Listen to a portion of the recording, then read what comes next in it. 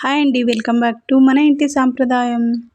దీపావళి సందర్భంగా ఎవరైనా చాలా ఈజీగా తయారు చేసుకునే పుట్నాల పప్పుతో బెల్లం కజ్జికాయలు చాలా ఈజీ ప్రాసెస్లో ఎలా తయారు చేసుకోవాలో చూసేద్దాం. ముందుగా పుట్నాల పప్పును తీసుకోవాలి. ఈ పుట్నాల పప్పును కాసేపు ఎండలో ఆరబెట్టుకున్నట్లయితే పచ్చి వాసన లేకుండా కరకరలాడుతూ కజ్జికాయలు తయారు చేసుకోవడానికి చాలా బాగుంటాయి. నేను ఇక్కడ వచ్చేసి ఈ పుట్నాల పప్పును 1/2 kg దాకా తీసుకుంటున్నాను. మీరైతే ఏదైనా బౌల్తో కానీ ఏదైనా గ్లాస్తో కానీ కొలతగా తీసుకోవచ్చు. ఇది వచ్చేసి ఒక 1/2 kg దాకా ఉంటుంది. నేను ఇక్కడ వచ్చేసి 1/2 kg దాకా పుట్నాల పప్పును తీసుకున్నాను. ఈ పుట్నాల పప్పుని మిక్సీలో వేసుకుంటూ మెత్తని పొడిలాగా మిక్సీ పట్టుకోవాలి. కొంచెం కొంచెం వేసుకుంటూ మిక్సీ పట్టుకోవాలి, అంతా ఒకేసారి కాకుండా.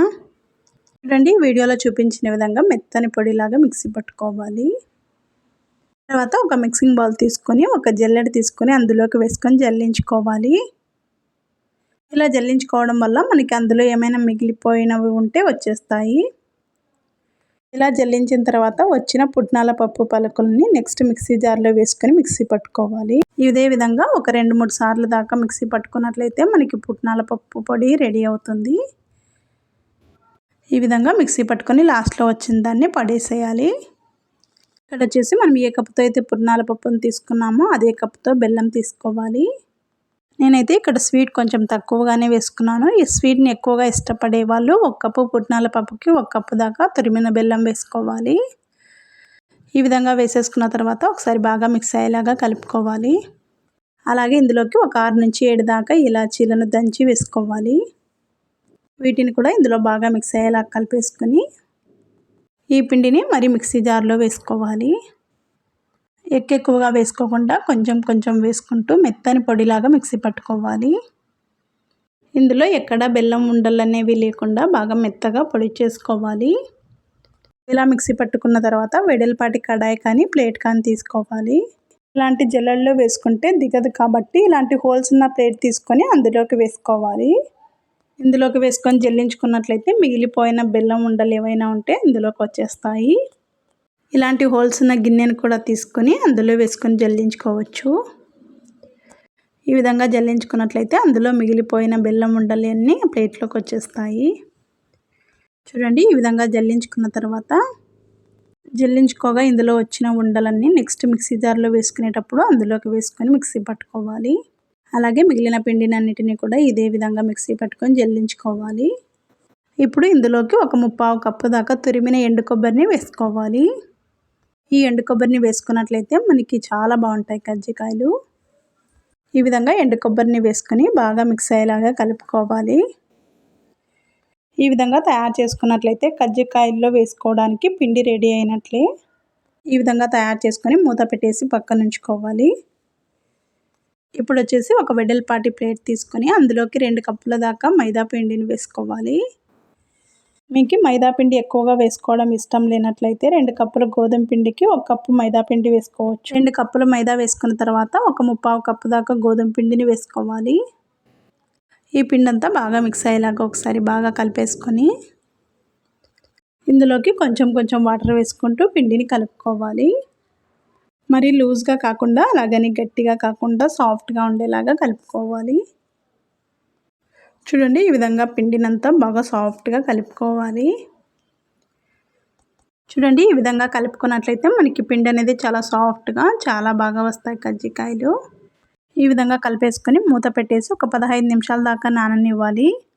ఒక 15 నిమిషాల తర్వాత మూత తీసినట్లయితే చూడండి, పిండి అంతా బాగా మెత్తగా నానిపోయింది. మరొకసారి బాగా మిక్స్ అయ్యేలా కలిపేసుకొని పిండి చూడండి ఎంత సాఫ్ట్గా నానిపోయిందో. మనకి ఎంత సాఫ్ట్గా ఉంటే కజ్జికాయలు కూడా అంత సాఫ్ట్గా చాలా బాగా వస్తాయి.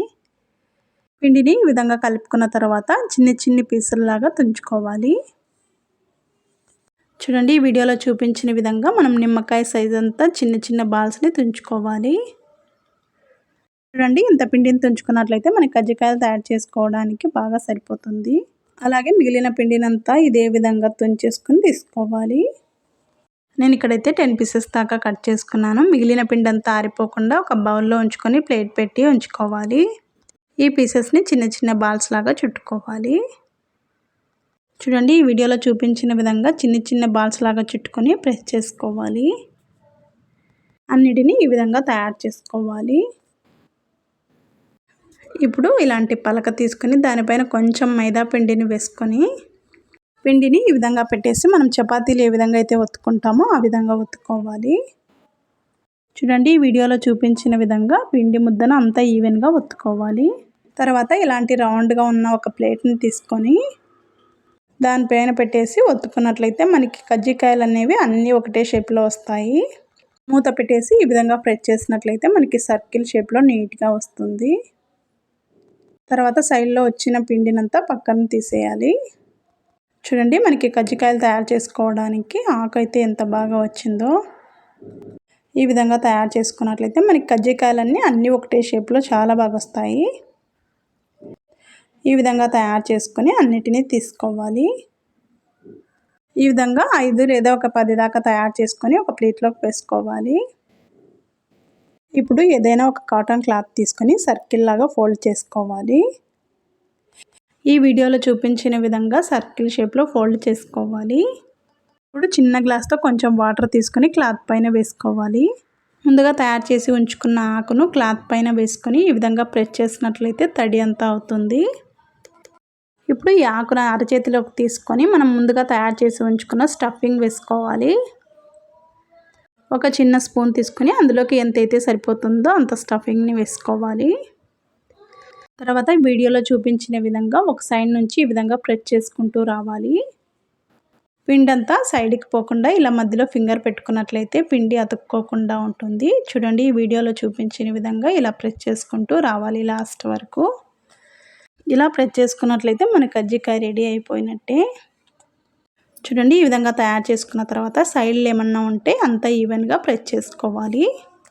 అప్పుడే మనకి అడ్జస్ట్లు అనేవి లీక్ కాకుండా ఆయిల్లో వేసినా కూడా చాలా పర్ఫెక్ట్గా ఉంటాయి. ఈ విధంగా సైడ్లన్నీ ఒకసారి ప్రెస్ చేసుకుంటే ఈజీగా ఉంటుంది. ఇదే విధంగా మిగిలిన వాటిని కూడా ఇలాగే తయారు చేసుకోవాలి. ఎవరైనా కొత్తగా ట్రై చేసే వాళ్ళకి ఈ టిప్ అయితే చాలా బాగా యూజ్ అవుతుంది. ఎందుకంటే ఆకులన్నీ తయారు చేసుకొని మనం కజ్జికాయలు స్టార్ట్ చేయడంలోగా అన్నీ ఆరిపోతాయి. ఈ విధంగా తేమలో తడుపుకొని తీసుకున్నట్లయితే మనకి సైడ్ అడ్జస్ట్లు అనేవి ఈజీగా అతుక్కుంటాయి. ఇదే విధంగా ఆకులను పట్టేసుకొని పిండిని వేసేసుకొని ఈజీగా కజ్జికాయలని తయారు చేసుకోవచ్చు. చూడండి, ఎంత ఈజీగా వచ్చేస్తుందో. మనతో కజ్జికాయలు పీట లేకున్నా కూడా ఇలా చేతిలోనే చాలా ఈజీగా తయారు చేసుకోవచ్చు. ఎవరైనా కజ్జికాయలు కొత్తగా ట్రై చేసే వాళ్ళకి ఈ టిప్ చాలా బాగా యూజ్ అవుతుంది. ఇలా వేసుకున్నట్లయితే తడి ఆరిపోకుండా మనకి అడ్జస్ట్లన్నీ చాలా ఈజీగా అతుక్కుపోతాయి.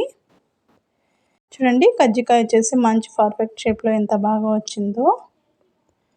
ఈ విధంగా తయారు చేసుకొని అన్నిటినీ ఒక ప్లేట్లోకి తీసుకోవాలి. ఈ విధంగా తయారు చేసుకున్న తర్వాత డీప్ ఫ్రైకి సరిపడా ఆయిల్ పెట్టేసుకొని ఆయిల్ బాగా హీట్ చేసుకోవాలి. ఈ హీట్ చేసుకున్న ఆయిల్లోకి కజ్జికాయల్ని ఒక్కొక్కటిగా వేసుకోవాలి. కజ్జికాయని ఆయిల్లో వేసుకునేటప్పుడు సైడ్లంతా గట్టిగా ప్రెస్ చేసుకున్నట్లయితే ఆయిల్లో లీక్ అవ్వకుండా పిండికి బయటికి రాకుండా ఉంటుంది.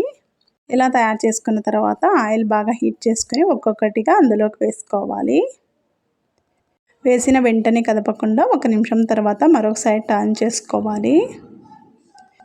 రెండు వైపులా టర్న్ చేసుకుంటూ మంచి కలర్ వచ్చేంత వరకు ఫ్రై చేసుకోవాలి.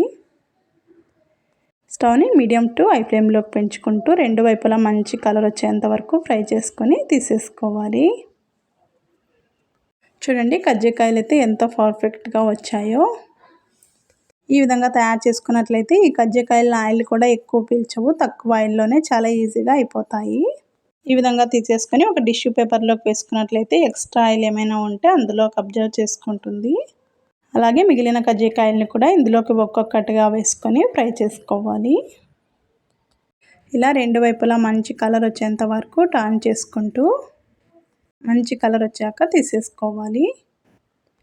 ఈ దీపావళికి ఎక్కువ శ్రమ పడకుండా అప్పటికప్పుడు చాలా ఈజీగా తయారు చేసుకునే పుట్నాల పప్పు బెల్లం కజ్జికాయలు. ఎవరైనా కొత్తగా ట్రై చేసే వాళ్ళకు కూడా చాలా ఈజీగా ఉంటాయి. ఈ పుట్నాల పప్పు బెల్లం కజ్జికాయలు మీకు నచ్చినట్లయితే ఒకసారి మీరు కూడా తప్పకుండా ట్రై చేసి చూడండి. అలాగే ఈ వీడియో మీకు నచ్చినట్లయితే ఒక లైక్ చేయండి. మరిన్ని రెసిపీస్ కోసం మన ఇంటి సాంప్రదాయం ఛానల్ని సబ్స్క్రైబ్ చేసుకోండి. Thank you for watching.